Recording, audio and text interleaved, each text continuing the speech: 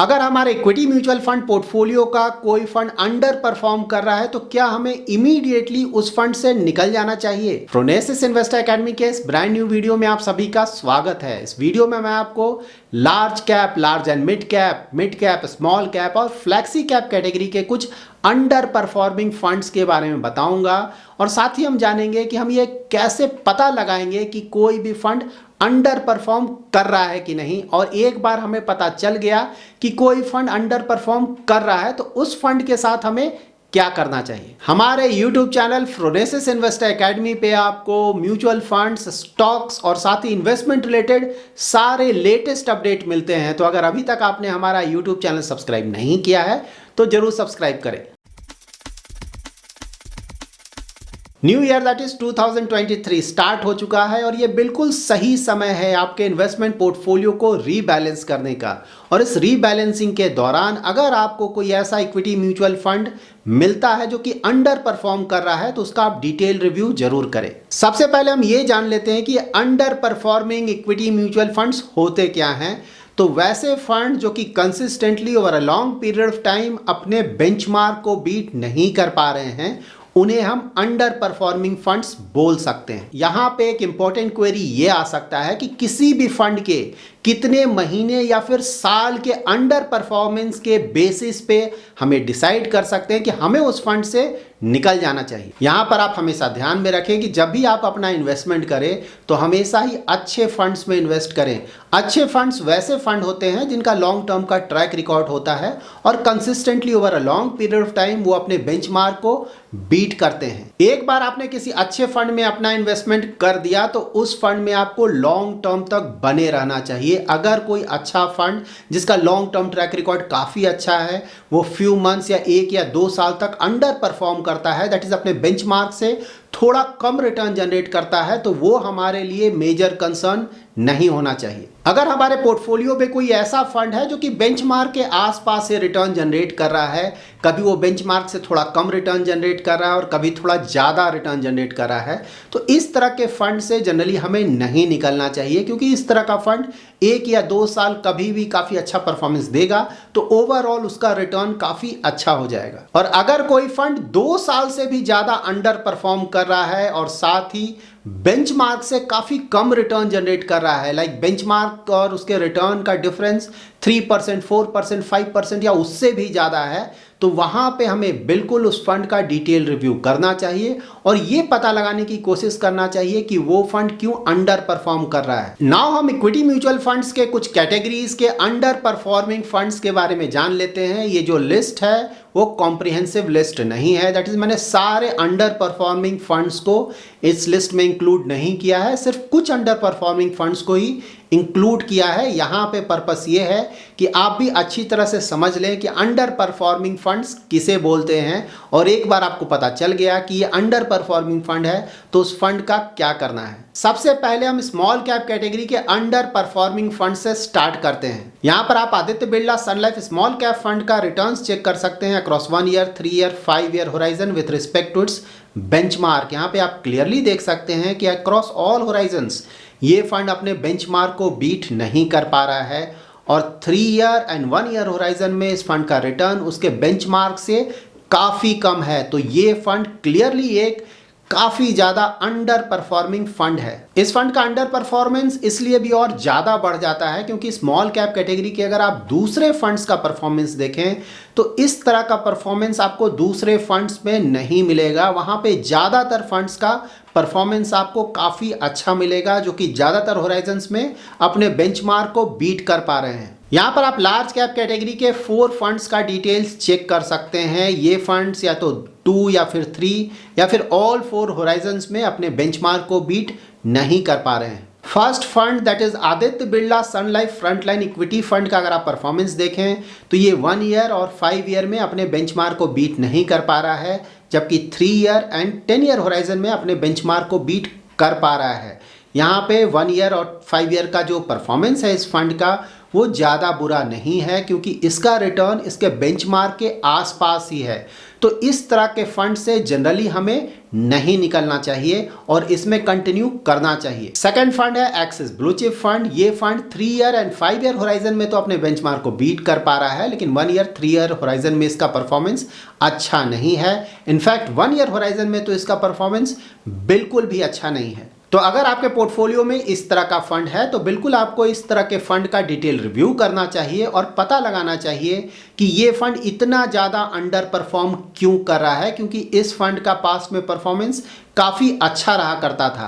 तो basis your detail review आप इस पे कॉल ले सकते हैं कि इस फंड का आपको क्या करना है। अगर आपके पोर्टफोलियो में कोई अंडर परफॉर्मिंग फंड है और उसका डिटेल रिव्यू करना है तो इसका मतलब ये हुआ कि आप उस फंड का investment style, market cap allocation, sector allocation और स्टॉक पोर्टफोलियो चेक करेंगे और इन डिटेल्स के बेसिस पे ये पता लगाने की कोशिश करेंगे कि ऑल दो इस फंड का फिलहाल अंडर परफॉर्मेंस चल रहा है, लेकिन फ्यूचर में like after 1 year, 2 year, 3 year हम इस फंड से किस तरह का परफॉर्मेंस एक्सपेक्ट कर सकते हैं। अगर आपको लगता है कि नहीं 1 या 2 साल में इस फंड का रिटर्न वापस आ जाएगा, ये फंड फिर से अच्छा परफॉर्मेंस देने लगेगा, तो ऑफकोर्स हमें उस फंड से कंटिन्यू करना चाहिए। लेकिन अगर आपको लगता है कि नहीं आने वाले समय में भी शायद ये फंड अच्छा परफॉर्मेंस नहीं देगा, तो इन दैट केस ऑफकोर्स आप उस फंड से निकलने का डिसीजन ले सकते हैं। अगर आप डिटेल में जानना चाहते हैं कि एक्सिस के इक्विटी फंड्स इतना ज़्यादा अंडर परफॉर्म क्यों कर रहे हैं तो इस पर हमने एक डिटेल वीडियो ऑलरेडी पब्लिश किया हुआ है, इस वीडियो को आप वॉच कर सकते हैं। नंबर 3 फंड है डीएसपी टॉप 100 इक्विटी फंड। इस फंड ने अक्रॉस ऑल होराइजन्स अपने बेंचमार्क से काफ़ी कम रिटर्न जनरेट किया है, तो इस तरह के फंड को बिल्कुल आप काफी ज्यादा अंडर परफॉर्मिंग फंड बोल सकते हैं। नंबर 4 फंड है taurus large cap equity fund. इस फंड का ही परफॉर्मेंस 3 ईयर, 5 ईयर और 10 ईयर होराइजन में बिल्कुल भी अच्छा नहीं है, जबकि लास्ट 1 ईयर में इस फंड का रिटर्न्स थोड़ा इंप्रूव हुआ है।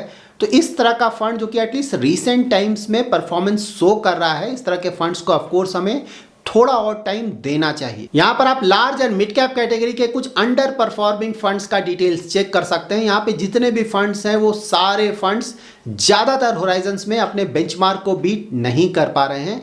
इनफैक्ट इसमें से ज्यादातर फंड्स का जो अंडर परफॉर्मेंस है एज कंपेयर टू बेंचमार्क वो काफी ज्यादा है। इन फंड्स में भी अगर आप number 1 fund that is Aditya Birla Sun Life equity advantage fund का परफॉर्मेंस देखें तो 1 year, 3 year, 5 year across all horizons इस फंड ने काफ़ी ज़्यादा अंडर परफॉर्म किया है as compare to its benchmark. तो ये फंड बिल्कुल काफ़ी ज़्यादा अंडर परफॉर्मिंग फंड है।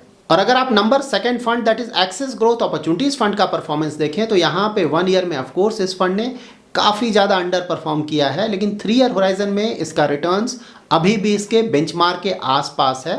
तो इस तरह के फंड्स को हमें थोड़ा और टाइम देना चाहिए। यहाँ पे जो दूसरे फंड्स हैं like Franklin India, HSBC, LIC और निपॉन इंडिया, इनके भी large and mid cap funds का परफॉर्मेंस अच्छा नहीं है। यहाँ पर आप मिड कैप कैटेगरी के कुछ फंड्स का डिटेल्स चेक कर सकते हैं। तो यहाँ पर भी number 1 fund Aditya Birla Sun life mid cap fund का परफॉर्मेंस बिल्कुल भी अच्छा नहीं है एज कम्पेयर टू बेंचमार्क। ये फंड काफी ज्यादा अंडर परफॉर्म कर रहा है across all Horizons. Number 2 fund that is axis mid cap fund 5 year and 10 year horizon में तो अपने बेंचमार्क को अच्छे मार्जिन से बीट कर पा रहा है, लेकिन 1 ईयर और 3 ईयर होराइजन में इस फंड का भी परफॉर्मेंस अच्छा नहीं है। यहाँ पे जो दूसरे फंड्स भी हैं like DSP, Franklin India, HSBC, IDBI और सुंदरम के मिड कैप फंड्स, उनका भी परफॉर्मेंस अच्छा नहीं है। यहाँ पर आप फ्लैक्सी कैप कैटेगरी के कुछ फंड्स का डिटेल्स चेक कर सकते हैं। Number 1 fund that is axis flexi cap fund 1 year और 3 ईयर में अपने बेंचमार्क को बीट नहीं कर पा रहा है और लास्ट 1 ईयर में इनका परफॉर्मेंस बिल्कुल भी अच्छा नहीं है। नंबर 2 फंड है केनरा रूबिको फ्लैक्सी कैप फंड। इस फंड का 3 ईयर, 5 ईयर, 10 ईयर का रिटर्न्स अच्छा है, लेकिन लास्ट 1 ईयर में इस फंड का परफॉर्मेंस अच्छा नहीं रहा है। तो अगर आपके पोर्टफोलियो में भी इस तरह का फंड है जो कि लॉन्ग टर्म में काफ़ी अच्छे रिटर्न्स जनरेट कर रहा है, लेकिन लास्ट फ्यू मंथ से या फिर 1-2 साल से बेंचमार्क से थोड़ा कम रिटर्न जनरेट कर रहा है, तो इस तरह के फंड से आपको बिल्कुल भी नहीं निकलना चाहिए। यहाँ पे number 3, number 4 and number 5 fund that is IDFC, LIC और मोतीलाल ओसवाल के फ्लैक्सी कैप फंड्स काफ़ी ज़्यादा अंडर परफॉर्म कर रहे हैं। Number 6 fund that is SBI flexi cap fund. ये फंड ऑल्दो अपने बेंचमार्क को बिल्कुल भी बीट नहीं कर पा रहा है, लेकिन इनका अगर आप रिटर्न्स देखें तो रिटर्न इसका बेंचमार्क के आसपास ही है।